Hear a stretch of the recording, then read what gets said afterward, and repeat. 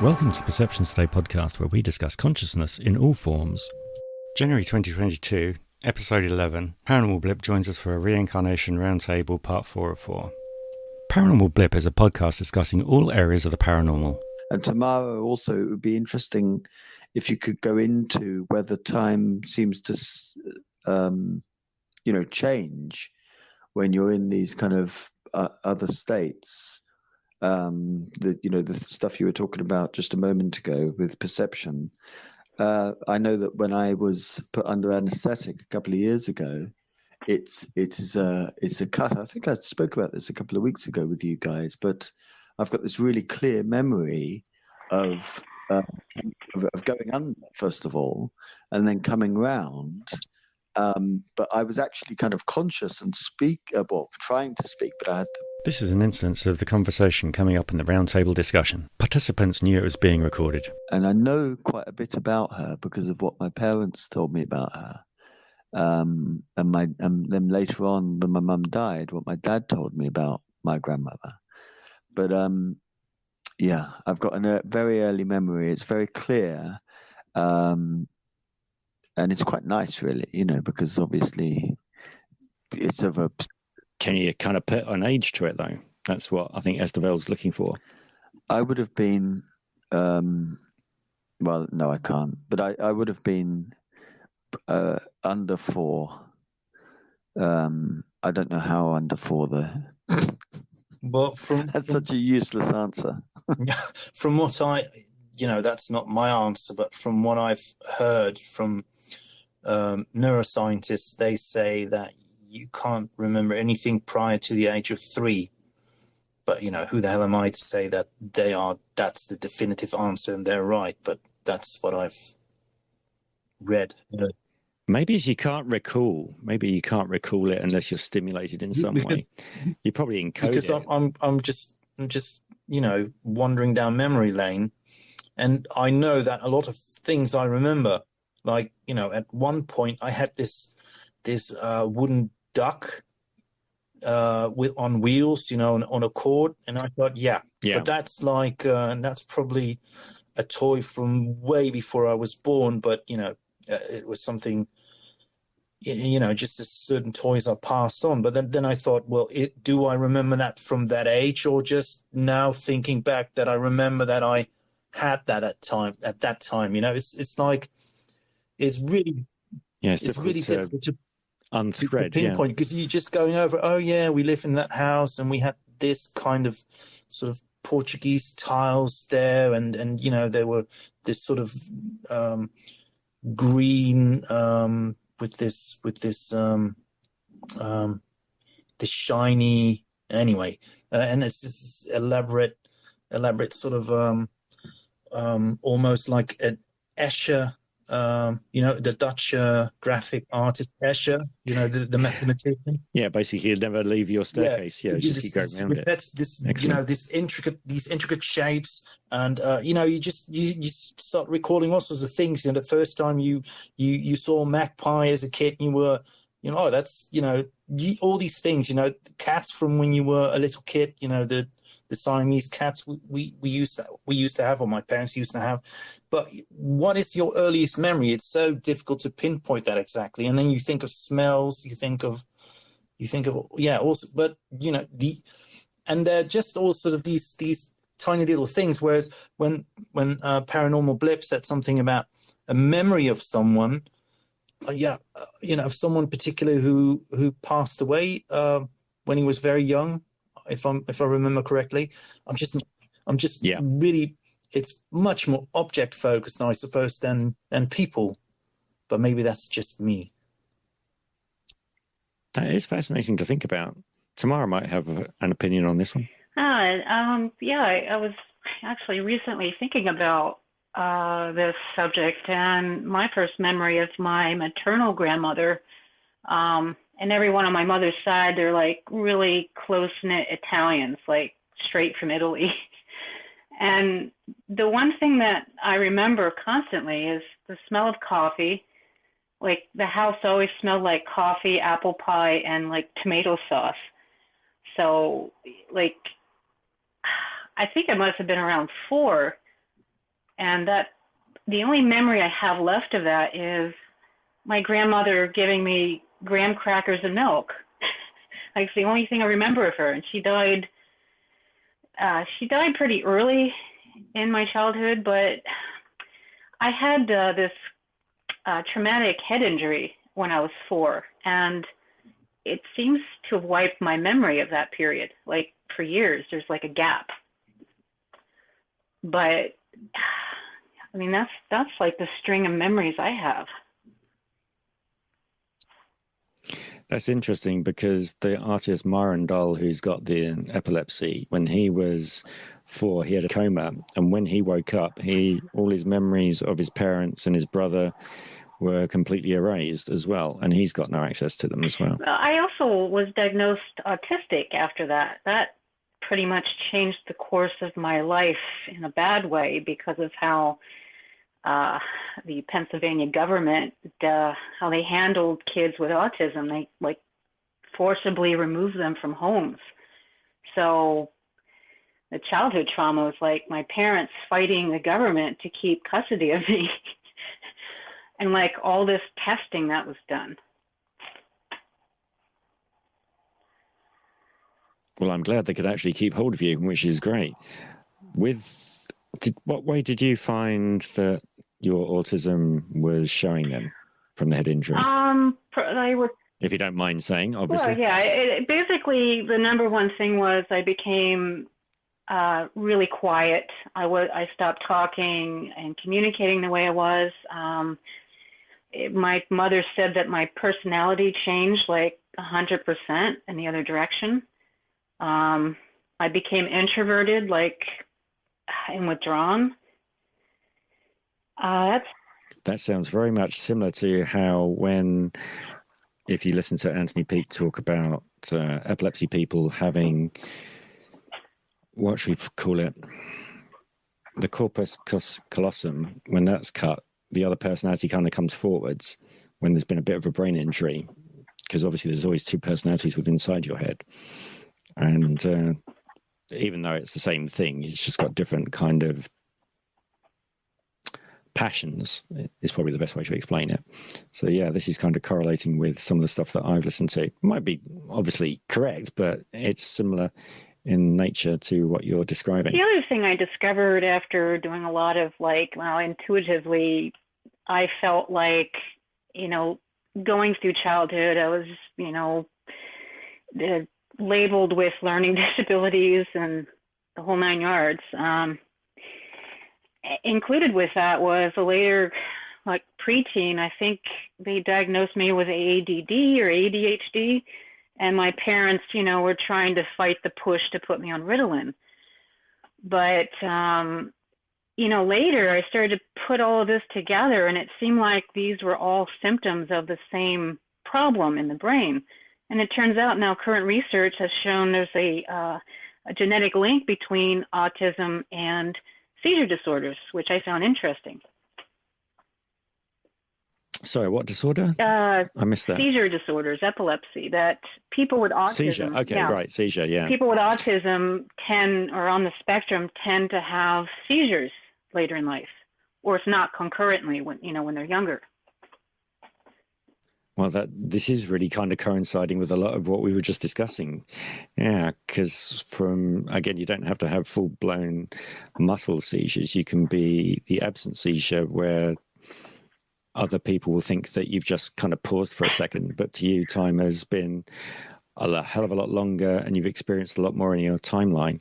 Yeah, I was a little nervous about that. Like recently, I've been having prolonged pauses, like in the middle of things. It's like someone pulled the plug, and it's apparently becoming more noticeable to other people than to just me. With that, do you actually have conscious thought within that time period, or is it just other people noticing you almost playing like musical statues for a second or two? I mean, the only thing that I notice or can recall is that it's a feeling of just hitting a wall, like everything just turns off. And sound and everything slows down? becomes kind of muffled? Kind of, but it's like I can't respond. It's like I was in the middle of responding. Yeah, that sounds like absence seizures. Oh boy.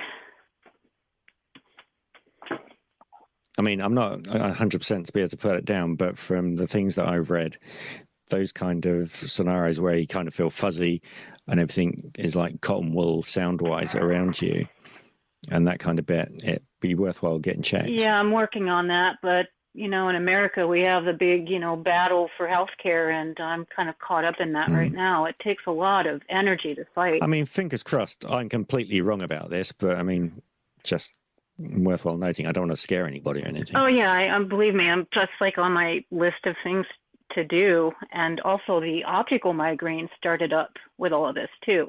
The whole like light shows and sudden blindness. Right. Are you getting?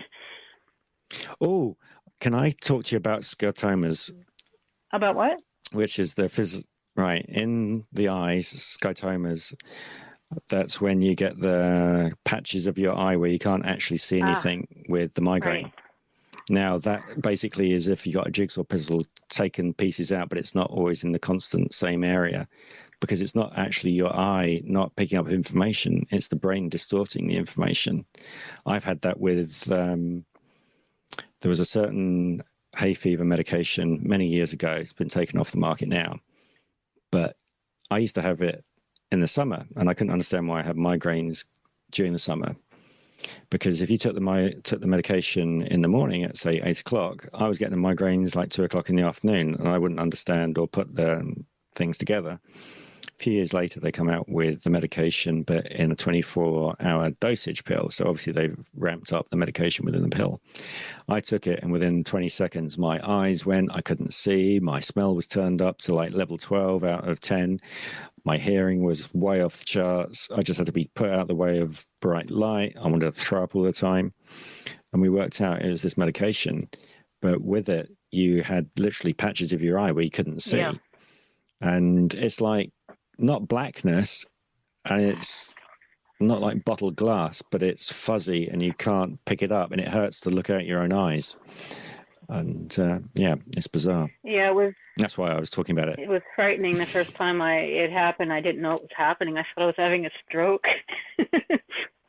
Yeah, it is that. I mean, some people with migraine, scotoma, they have like, imagine a hair floating through your eye, that kind of distortion, but they don't actually get the full-blown headaches or anything else that goes with it. But they will have possibly an aura sensation, knowing that soon it's going to happen.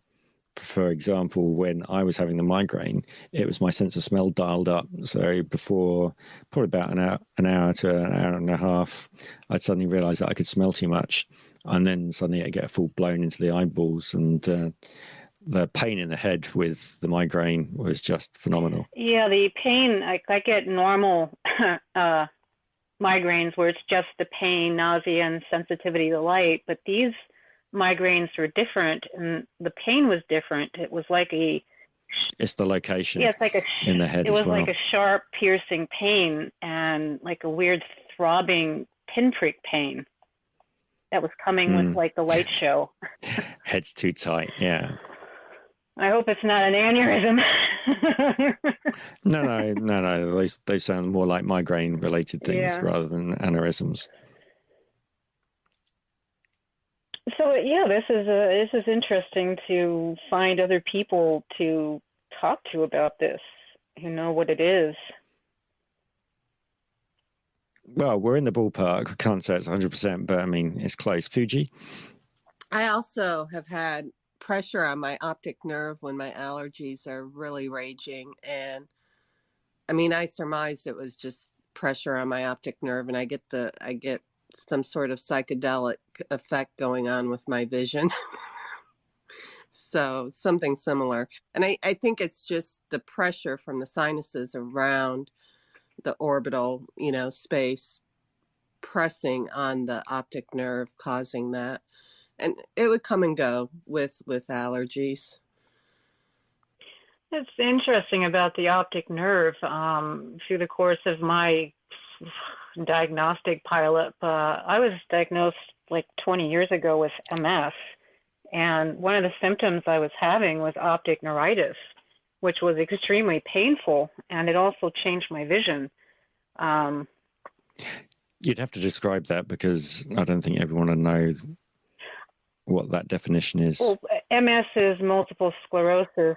No, sorry, for the optic part. The optic nerve, basically the optic nerve is attacked by your immune system, and while you may have attacks in other parts of your body, when it gets into your optic nerve, the inflammation can cause a great deal of pain, and apparently could cause other visual problems, which, again, when it happened. My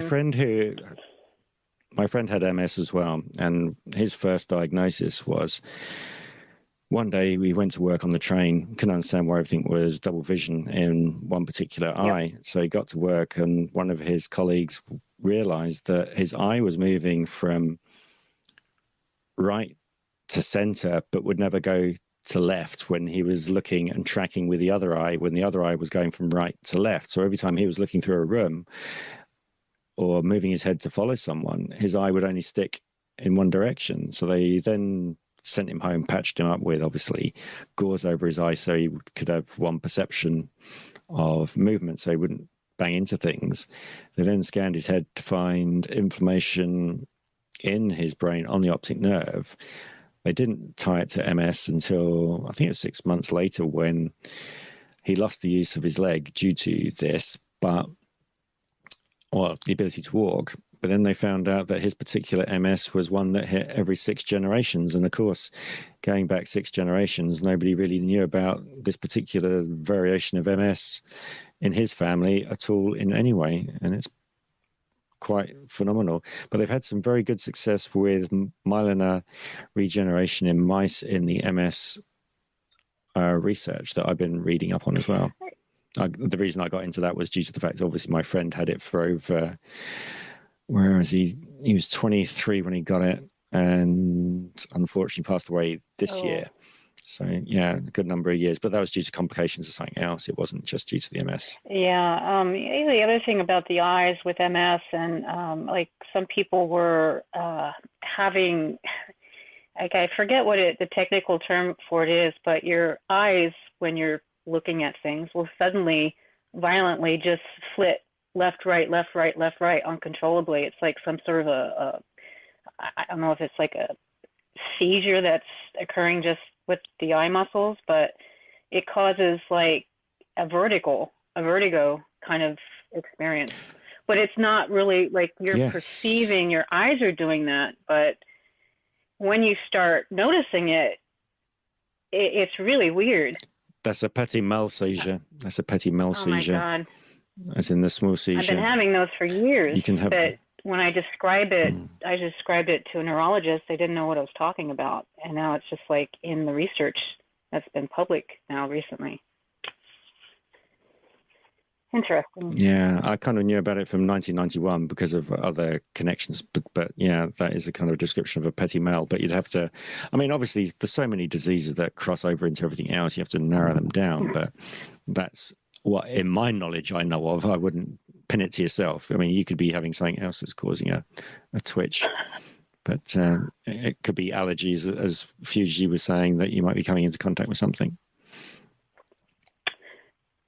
But then again, it does change your perception, because it's almost changing the wiring and frequency of what you're picking up sensation-wise, because I never thought you'd be able to turn up the smell to be so bad that everything is just too intense, and the same with light. And it's amazing how your filters work. Yeah, and it's amazing how when they go wrong, it's the first time you notice them.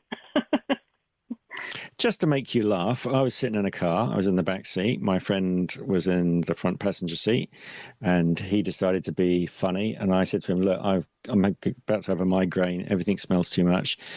And he said, I'm going to open up this chocolate bar. I said, don't do that. And he did. And then before I could say, don't do it again, I actually vomited all over him from the back seat. And I didn't even know I was going to do it. And then he had to get out and he had to vomit because he was covered in vomit. And I told him, it's just the chocolate smell was just too intense for me. And I knew that I was going to have a problem. Paranormal. Okay, a couple of things to say. number one, a long time ago, I had what was considered by one doctor to be a stroke and by another doctor to be nothing. And the circumstances around this was that I woke up and the person I was dating at the time woke up next to me and kept her cool, more or less, when she told me that one of my eyes, I had no perception of this, one of my eyes had basically kind of fallen fallen kind of into the corner, if you like. So the if you can imagine, it looked as if with one of my eyes I was looking down kind of to the, diagonally, sharply. From my point of view, I was just looking normally. I didn't feel anything, and my sight hadn't changed in any way. When I went to go to the mirror to take a look at myself, I was quite kind of shocked because, it was clear that something had happened. The optician said, well, it might be a stroke. So that was nice. Did he not mention Bell's palsy? He didn't mention Bell's palsy. Bell's palsy does that to you as well. It? Do you know what it is? No, yeah. It's a whiskey. Do you know what it does? Close. Bell's palsy, as in the 5 nerves up the back of your skull from your spine, they reach to your face and around your eye sockets. And what happens is you get an inflammation, and that inflammation stops that particular nerve functioning, and you can have, like, the side of your face looks like you've had a stroke, and your eyes can be affected, and you can't speak, and it can take months to actually go back to normal, but it will shock the 7 shades out of you. Okay, right, yeah. I mean, I know this because I've had friends have it. Yeah. My friend's had it twice, and first time he thought he had a stroke because he couldn't speak because the side of his mouth and tongue was affected, but it does affect the eyes in the same way that you just described. So you might not have actually had a stroke. How long did it last for?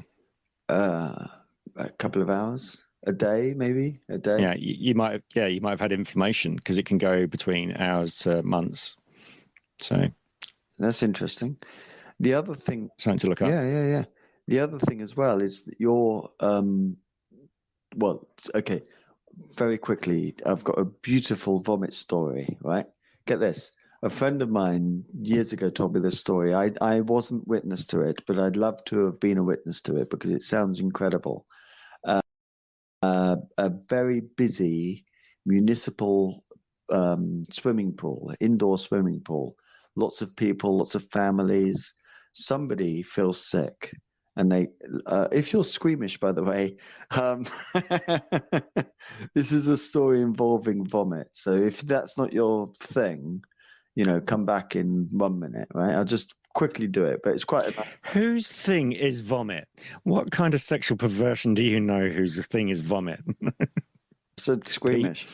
So it's a really busy swimming pool, yeah, in London, I think this was. And somebody got sick, like I think it was a child got sick.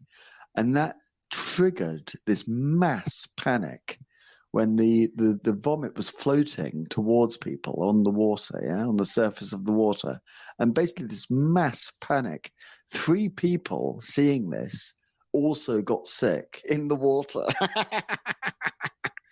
And everyone basically just tried to kind of leave, So that's nice, isn't it? Beautiful. But also the other thing I want to say before it's that hysteria bit, isn't it? Yeah, absolute hysteria is the word. It's the mass hysteria that can make you vomit. Yeah, exactly. I've never seen as much vomit as I did when I lived in the UK. We're very proud of that. We don't have a vomit museum. Where did you see all this come vomit? on, all you benching Brits just, vomiting all over the street every weekend. Yeah, totally.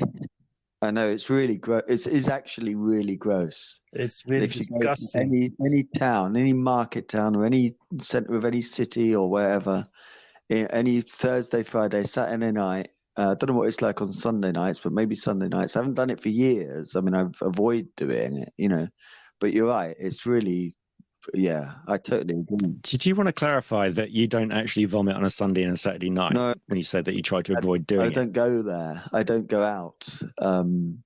I mean, I don't live in a big town these days, but even when I did, I kind of try to avoid places where people are coming out of pubs and, they're like chucking it back for hours. And no, you're absolutely right, Esteval. It's really, it's totally grotesque. It is. Yeah. Well, so much for your great vomit story. How the hell did we get here? How did we get here? Yeah, well, what I wanted to do... We're talking about migraines and other bits and pieces, but tomorrow we'll take us off topic. Don't worry about it. Anyway, we keep digressing. Yeah, I wanted to actually bring it back because Esteval's asked an interesting question, which is what are people's first memories? And then we've also got this kind of lingering other kind of thing that we haven't spoken about for a while in terms of, reincarnation, in terms of differences in times and people's perceptions of times. And tomorrow also, it would be interesting if you could go into whether time seems to, change when you're in these kind of other states. The stuff you were talking about just a moment ago with perception. I know that when I was put under anesthetic a couple of years ago, it's a cut. I think I spoke about this a couple of weeks ago with you guys, but I've got this really clear memory of going under, first of all, and then coming round. But I was actually kind of conscious and trying to speak, but I had the tube down my throat. So like there's this kind of period of a good couple of minutes when I was like moving around and trying, like asking for a pen and writing, and I have no memory of that whatsoever, which is really interesting, So from my point of view, and also in the few times when I fainted, it's like a cut, a cut scene in a film. Yeah, you see, that throws me all into the daemon bit, because I've had accidents where people have said I've been conscious and talking, where I know that what I classify as me was gone entirely until I got back, and it was really quite bizarre. Yeah. So I know Tamara's up on the plate, and then we got Fractal. I really have no memory of those time gaps. I just remember right before and then after. Even with anesthetic, I had no, I guess I was out, it was general anesthesia, so all I remember is the first time I had general anesthesia, I fought like hell when it's like kind of like a blackness that's eating up your vision. And it's almost like you're drowning and dying. So they had to like hold me down the first time. But I have no memory of that lost time. It's weird. That's fascinating, because when I've gone under anesthetic, I've had it a few times, general, I'm out within a couple of counts, and then I got no knowledge until I'm back again. So for you to take such a slow time to succumb to it possibly means that your body chemistry isn't like other people's. It's the same with if some people can't use aspirin and get pain relief from it, because when you take it into your body, as I've mentioned to Azur before, that your body doesn't convert it to the right enzyme to actually give you the pain relief.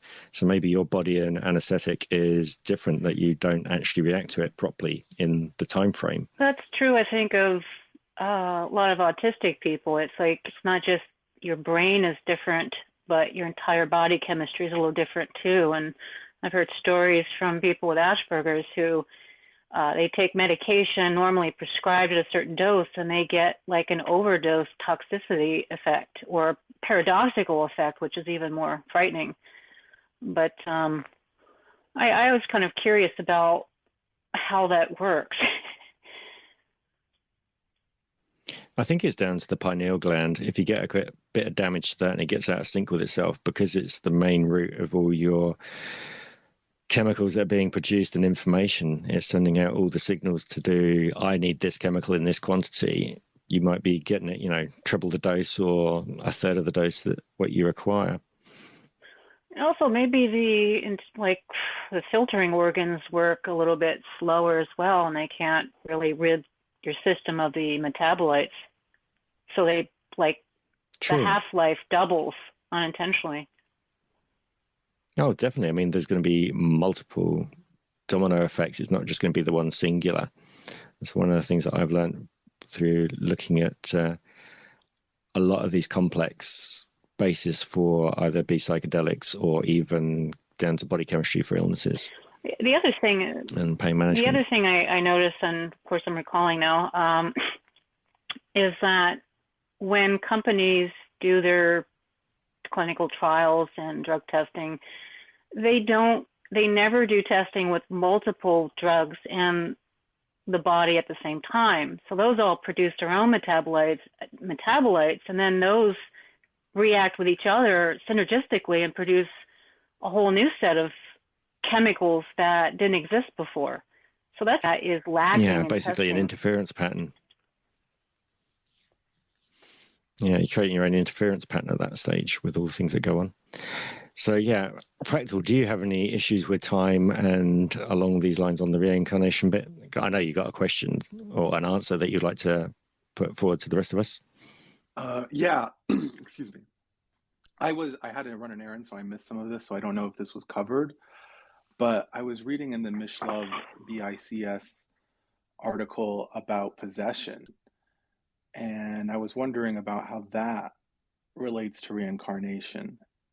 And in his essay, he cites someone who died and then later came back and possessed someone who was on their deathbed, but continued to live as them afterwards.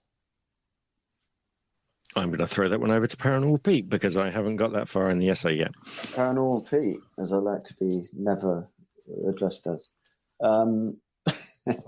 Yeah, I haven't got that far either. Mate, you tell us more. Tell us more, Fractal. We're very slow at reading this essay, aren't we? Especially me. I'm supposed to be doing a podcast about that paper, and I haven't read the bloody thing.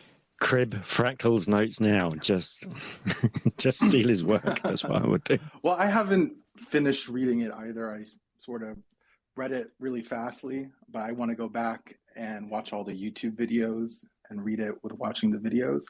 But there's a possession part where it was an Indian woman who was not very educated.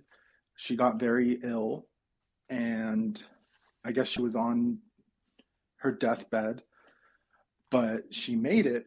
But when she came back and came to, she was a different person from a nearby village who had recently passed in the previous months, who was very educated, and she possessed this uneducated woman, and the memories of the uneducated woman started to fade, and more memories of the life of the educated woman came too. So it kind of is like a reincarnation, but like, you know, halfway through your life or halfway through someone else's life. So she basically merged with her, and then it was the stronger memories of the educated one bled over thoroughly into the other woman. Correct. Yeah. I think there's also along those cases of those people that have had traumas or near-death experiences that come back with, you know, new languages or piano skills, for example, who never actually played the piano before. It's kind of similar to that, it sounds like, doesn't it? Yeah, I've been wondering about that a lot lately. Like, where do those skills come from? Are they coming from a different version of you or a different life, someone else? We've kind of discussed in here that consciousness is everywhere, that you might be picking up, like, if you're familiar with the term, the Akashic record, where all data of everything that's ever happened or every skill that's ever out there, that you suddenly pick it up, equivalent to a radio frequency, and you might just pick it up. Same as dreams. We don't know where dreams come from because you've probably looked at your own dreams at some stage and gone, I've never even got the imagination to come up with that. Why would I dream this kind of thing? It might just be you're picking up the equivalent of a radio frequency that is not really normally attached to you, but you're picking up somebody else's, or you're picking up somebody else's experiences or past, present, or future, or something like that. Pete, what do you think? Did you hear me, Pete? Or are you coughing? maybe he'll be back in a minute. So anyway, I think that, which is quite good. Can you hear me? Does anybody else have an opinion? I can hear you now. I asked you a question, you disappeared. Pete, talk to me. Sorry, I was having problems with my phone. It's not quite working, but That's I think okay. I am. Yeah, you can hear me now. Yeah, that I was just thinking exactly the same thing about the, the guys that come out of a coma or whatever, and they've got, they can speak French. But it reminds me of this amazing thing that a mate of mine said, who was actually on here earlier, social distancer. He once said a couple of weeks ago, he said, what about if we, totally speculative, but kind of connected. What about if we kind of like essentially slipping into different realities all the time? So, moods or, when you're kind of not feeling quite right, it's actually something has changed in your reality. And you've kind of like inhabiting another reality, which he didn't really kind of say much about, but that's a nice thought, isn't it? But yeah, that's really interesting. I need to get I need to basically read the Mishlove paper, and I have been, looking at the YouTube clips that go alongside it. It was really fascinating stuff. If you don't know what we're talking about, this is Jeffrey Mishlove, who's been for a long, long time now. He's been interviewing people around like paranormal phenomena and consciousness and this general area for years, and he's on YouTube. His show on YouTube is New Thinking Aloud, which follows on from a show that used to be on PBS for years called Thinking Aloud. And so he was the winner of the Robert Bigelow, the Bix essay. So, yeah. Would you like me to? I can't actually remember what I was saying. Pause for 1 second. And so anyone who says anything of interest, I thought it was nice of you to say that when you were discussing the arm routine, you ended up saying you had shivers running up the arms. And I was just thinking, well, you'd only have shivering up one arm from the story from the poor guy who had the imprinted imagery. I also like your phrase, off my bonkers. I'm going to start using that phrase. I've heard of bonkers before, like, he's bonkers. You are bonkers, yeah. I think she's got a clashed phrase. My bonkers is here in the West, even better. One fry short of a Happy Meal.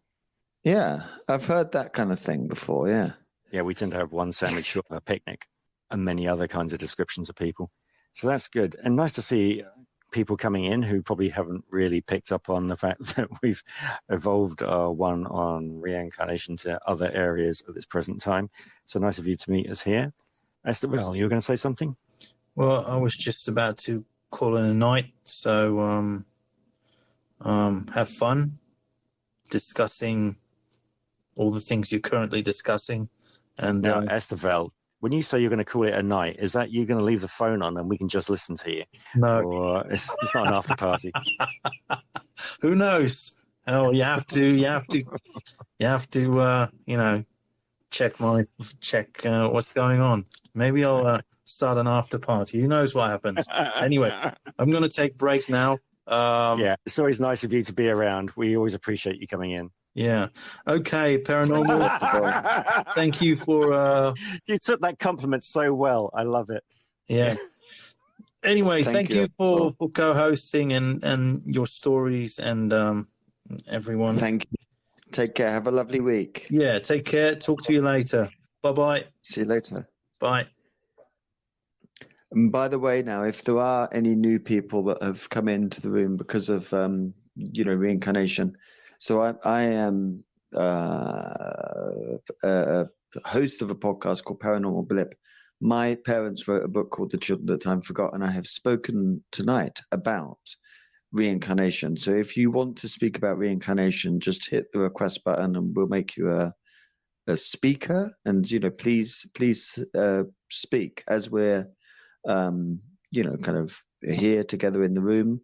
If there's anything you want to say about reincarnation, then please say it.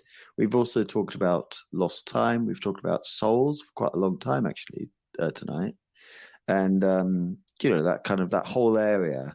One of the kind of key questions on the table that was asked earlier was, what's the kind of origin of souls, if you like? We kind of have got a bit of a picture of what might happen in the kind of other realm in terms of the progress, like, years and years and years of lives and lives and lives, and the idea of soul groups and all of that. But somebody asked earlier, how do you birth a soul, or, kind of what's the origin of the soul? That's connected to the idea that some children are described as, and some people are described as old souls, other people are described as young souls. And then we had a conversation about time, and, maybe there is no time, certainly like a time kind of working in a different way. And maybe everything is kind of available on one level or one sphere or realm. Everything is available at once, instantaneously.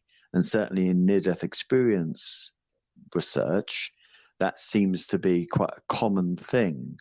That, like, for instance, the life review, as it's known, some people describe that as a kind of chronological thing, in terms of, I was a baby and then I grew up, and, I said something nasty to my sister and I saw it from my sister's point of view and I felt how she felt when I said the nasty thing. But then other people talk about it was almost like a kind of rush of everything all at once. So we spoke about that. So any of these things, just, we'll make you a speaker and jump in. And also just in terms of, it's just 1 minute to midnight here in the UK, and I am working tomorrow, so I'm not going to be hanging around for too long. So now's the time to... Don't throw me under the bus. We're going to be here for about 10, 15 minutes. Yeah, we'll probably be here for another 10, 15 minutes, I think, if that's okay with you. Okay, that's perfect. Yeah, that's perfect, Paul. Thank you.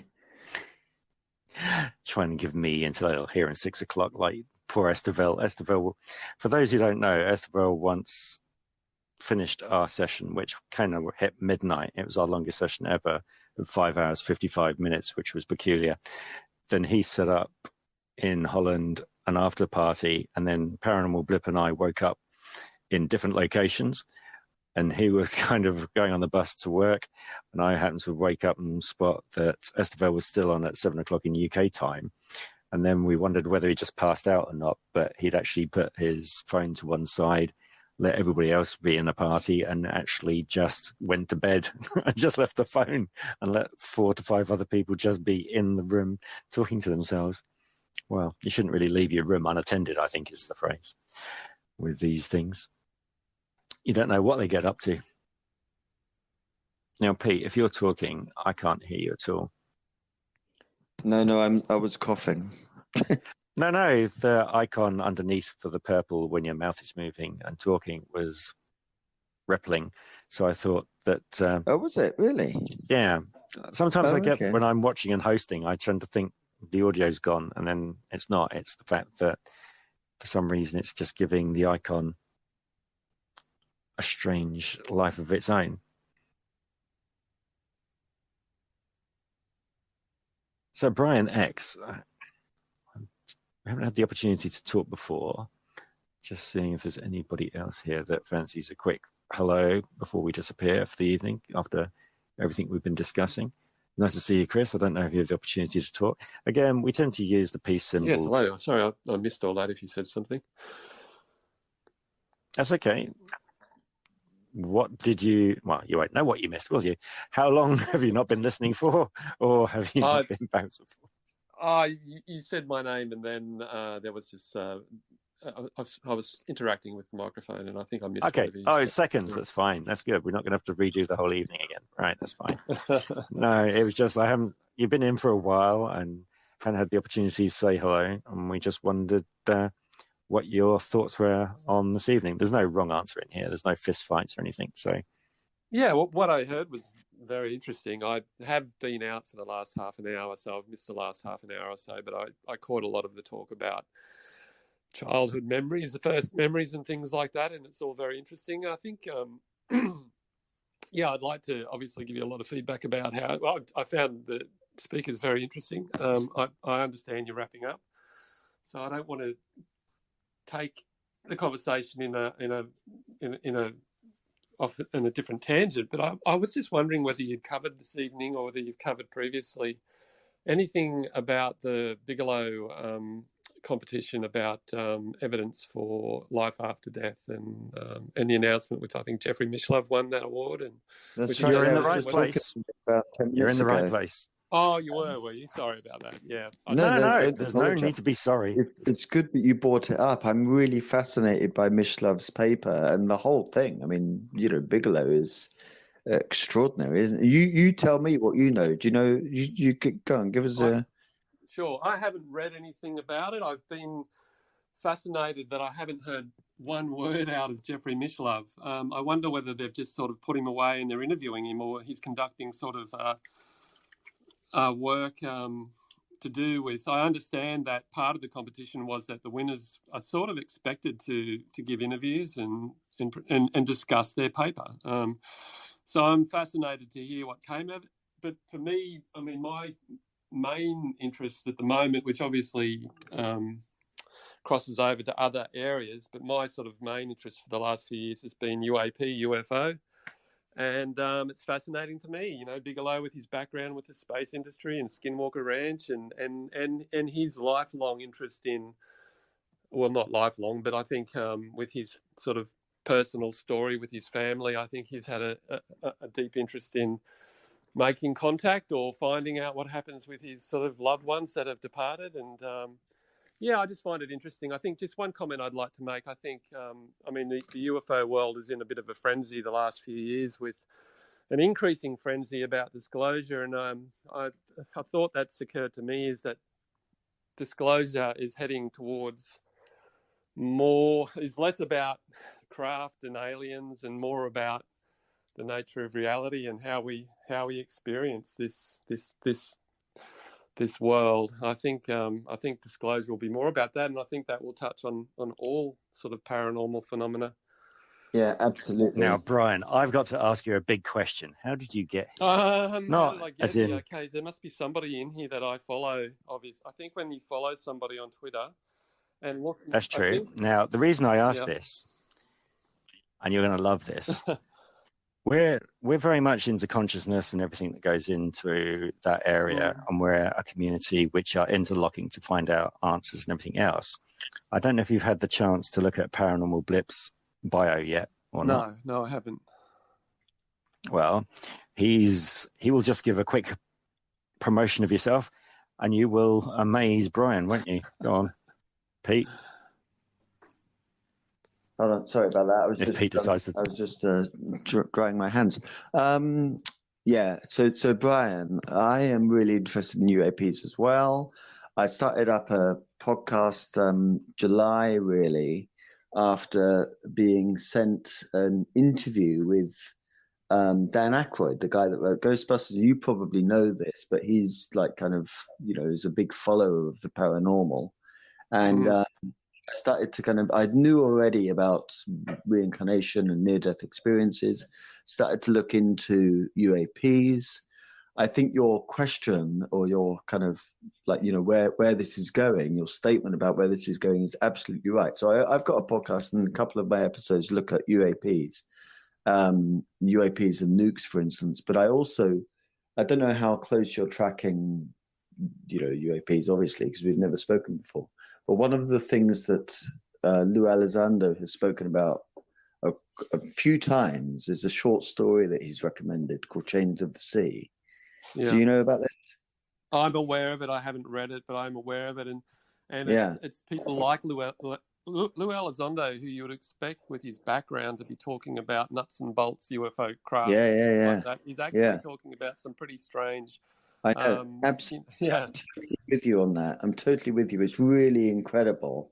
And so basically I did a kind of audio version, that 2.5 hours long episode of my podcast that I put up about a month ago of Chains of the Sea. And it's really interesting. Okay. It's a really fascinating story in itself. It keys into lots and lots of what we know about UAPs in terms of, the world of UAPs, and also the world of the idea of kind of sprites or other life that we can't really detect, but there's some people that can perceive these life forms. So the idea of the shadow biosphere, which essentially is the hypothesis that there's another tree of life that we haven't yet detected, that this all comes into Chains of the Sea. And if you listen to Chains of the Sea and then kind of realize that, Lou Elizondo is basically saying, not that I'm saying that this is happening, but I'm saying that this is a possibility of like where this might be going. I think you're absolutely right. I think there's a big connection between it. And of course, Bigelow was out there in Skinwalker Advance for years. There's a big connection between UAPs and other paranormal phenomena. I would also recommend you to follow Paranormal Blip as well, Brian, and anybody else. And again, if you want to find out what the kind of areas of research that we're into in consciousness, if you go into my bio on Twitter here, you'll find in Linktree that we've got a podcast now.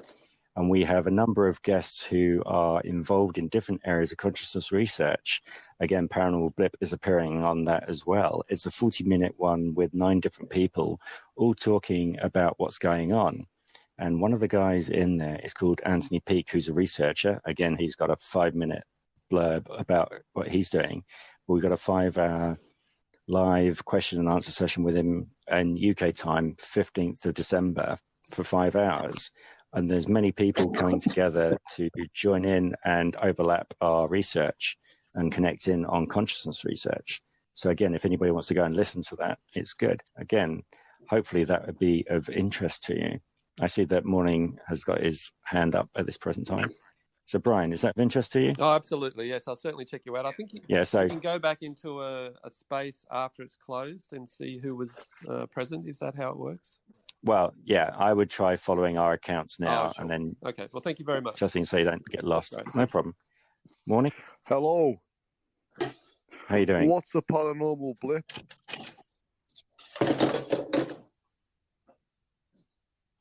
Hopefully, someone hasn't dropped their phone at that point. Hello. Pete, did you drop your phone? No, my phone's fine. Okay. Well, Paranormal Blip is a podcast talking about the paranormal and also UFOs and other activities along those. But at the moment, we were talking about his parents' book about reincarnation. So paranormal. Okay. Can you hear me? Yeah. Hello. Can you hear you now? Yeah. Did you drop your phone? I didn't drop it. No, but I was having problems with it.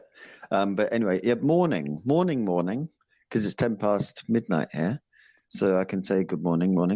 Paranormal Blip. Morning. Good morning. Are you in Nebworth? Yeah. I was. Is that you with Liam Gallagher? It is, but yeah. Oh, nice photo, isn't it? It's a beautiful photo, yeah. You're tall. Yeah, tall fella, yeah. Yeah, man. Because Liam's quite tall, isn't he? No, he's a small kid. Oh, is he? Oh, okay. But anyway, I'll take being tall every day, it's a very nice photo. So Paranormal Blip, like Perceptions just said, is the name of my podcast. Nobody's worked out what blip is. Not that I've done a competition about it, but blip is I called it Paranormal Blip for a very specific reason. There's a blip, a very famous blip. So I don't know whether you want to have a pun. So what's a blip? Talk me through it. What is a blip? Well, it's just a catchy name. I don't know how catchy it is, but it's just a name for my podcast. I'll tell you what a blip is because you have asked. The blip refers to the kind of odd name for the massive life-changing moment in the Marvel series of films where, I don't know if you're a fan, but in Endgame, is it Endgame or the first one, Infinity War, Thanos snaps his fingers and half the population of the universe disappears for 5 years. And then they come back and they call it the blip, which is a massive spoiler alert if you haven't seen those movies. But that's how they refer to this kind of ridiculous thing that goes on for half of the, universe disappears for 5 years, and they call it a blip. That surely can't have happened, that. No, it's just in a movie. Oh, right. Okay.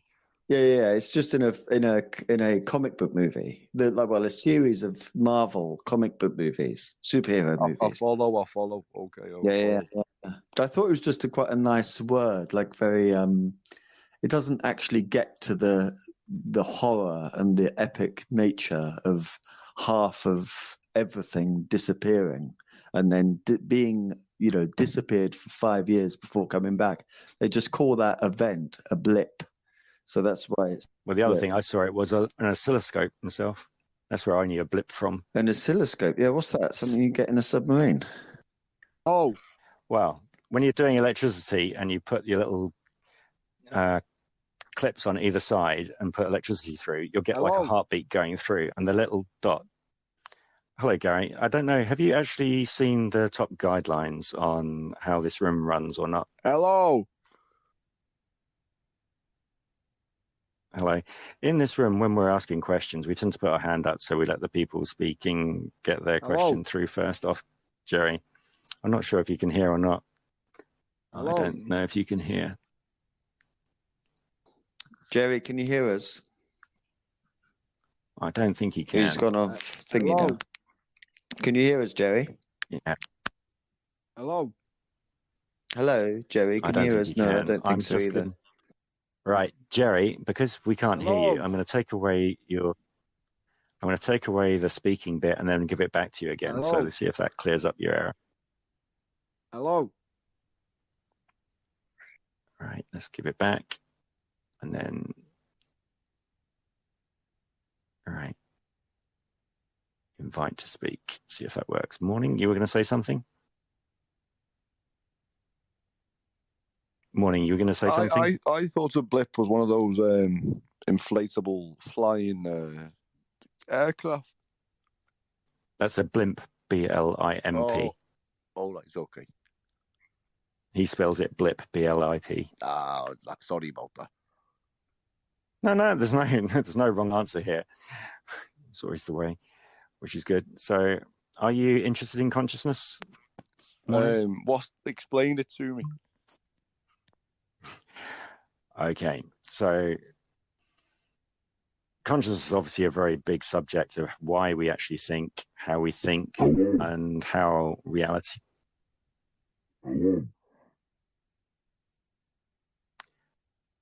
Okay, Jerry, if you're having issues with your sound, you're just going to continuously say hello. I'm going to have to remove your talking privileges at this point. Okay, I think he's just being in for the fun of the game. Jerry, are you being sensitive?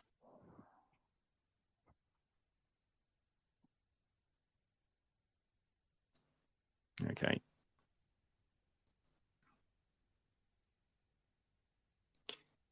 All right.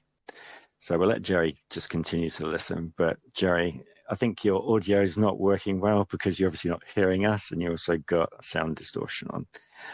And so anyway, morning. It's a long, complex thing. There is a podcast available to listen to through the account, which there is a lot of different people taking it from going back from mythology, archaeology, into psychedelics, into research on neuroscience, and also other areas. So we can talk about different topic areas and see where we can go from there and see what we learn from other people as they bring information into us. So that's a kind of pocket description of consciousness, isn't it, Paranormal Blip? A lot of people are having sound issues at the moment, not being able to pick things up. Hello. Sorry. Tomorrow, Yeah, Paul, it is. Yeah, it's a nice little roundup. I love the way that we talk about missing time, and then Jerry comes along with his slow voice. It's beautiful. It's a nice synchronicity. Now, what we're going to do is talk about making lots and lots of money going into my account. Okay, that's what we're going to talk about now. Let's see if that happens. Anyway, that's all that happens. But exactly. Yeah. So, morning. What attracted you to jumping into the space? Is it reincarnation or What do you think? I didn't know what a blip was, and I like learning new things. Oh, I see. Beautiful. You like the word? Yeah. Well, I just like learning new things, really. Yeah. Excellent. Well, you have, and you've spurred me on to telling everyone. I mean, not that they could care less, but telling everyone the origin story of my, why I named the podcast what I named it. So thank you, Morning. It's a great story as well, but it's brilliant. It's right up there, that story, isn't it? Yeah, I just thought everything had gone dark at that point. So I would definitely say, Morning, if you want to test out one of the actual... Still Okay, not Jerry. working for Jerry. No, we'll have to take it away for... Yeah, he's got a sense of humour. Yeah. What's up with Jerry? Okay. I think Jerry's got a sense of humour. Sounds like his phone might be broke. Maybe. I'm giving him the benefit of the doubt. So I would say sample one of Paranormal Blip's actual episodes on his podcast. Tamara, you okay? Yeah, it looks like my finger hit the screen accidentally. I was trying to raise my hand. We can't see it from there on in. Yeah, so that's good. Anyway, we got 5 minutes more and then we're doing wrap up and just say good night to everyone, as it's been a nice session. And thank you very much for Peake talking. Can I jump in for a second? You can jump. Okay, yeah, I'll sure. leap. What I learned with like all the sound problems and the app crashing is that I know some people run CCleaner to clean their cache before, using a lot of the apps. But if you go directly into settings, into the Twitter app itself, go into storage and clear the cache there, because a lot of these automatic apps that clean your cookies and everything, they don't seem to clear the Twitter app for some reason. So that may be causing some of the sound issues. Maybe, I don't know.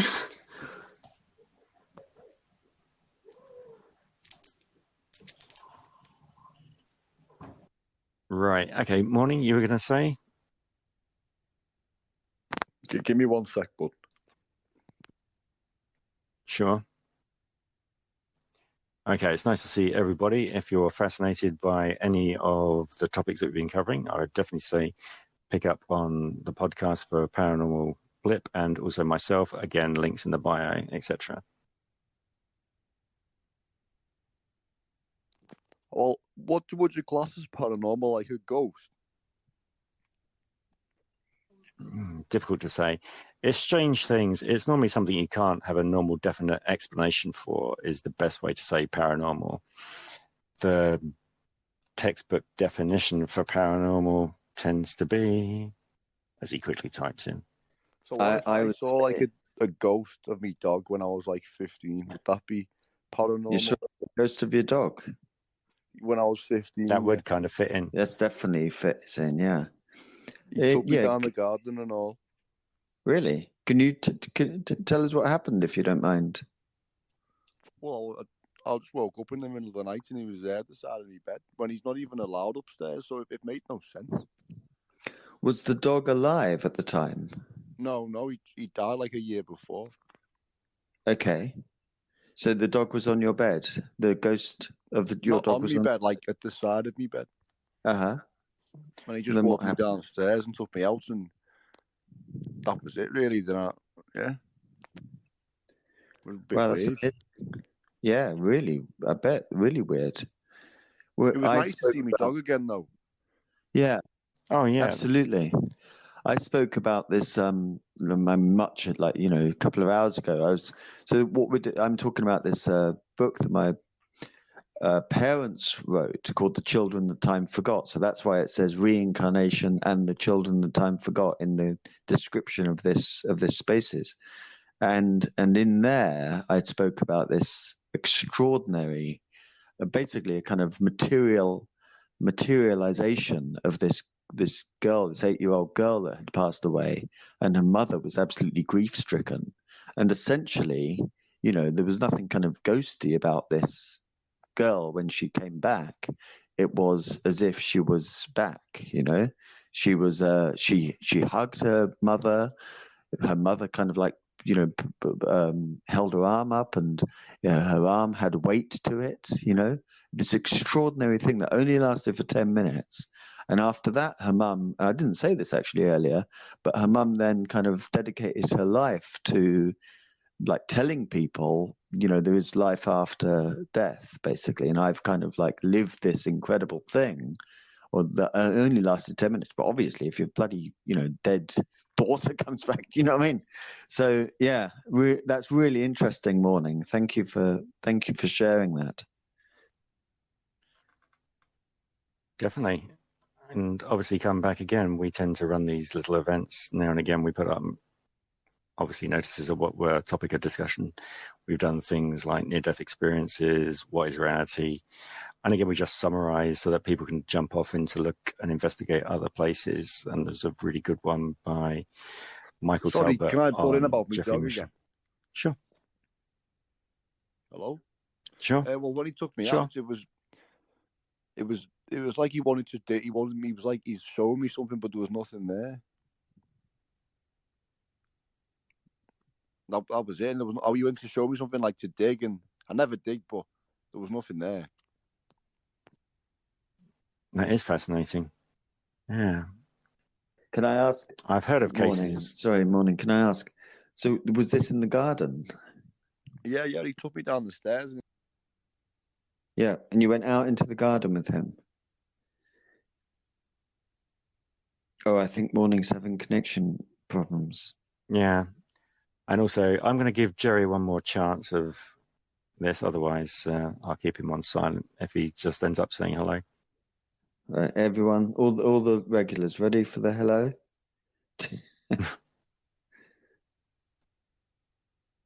Oh. No, he's not doing it now. S.